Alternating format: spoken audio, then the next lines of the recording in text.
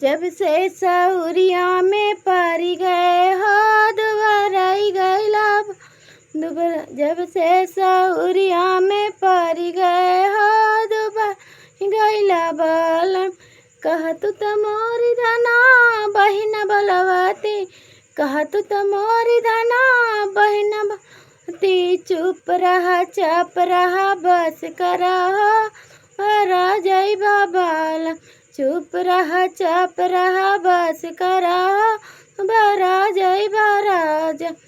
से सौरिया में पड़ गए हो दुबर गैला राजा कहतु त मोरी धना माई बलवती कहतु त मोरी धना माई बलवती चुप रहा चप रहा बस कर हो दोबारा गैला राजा चुप रहा चाप रहा बस करा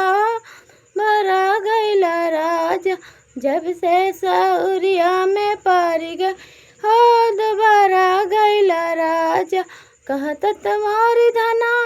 कहत तुम्हारी धना सड़ो आइन बलवती रहा चाप रहा बस करा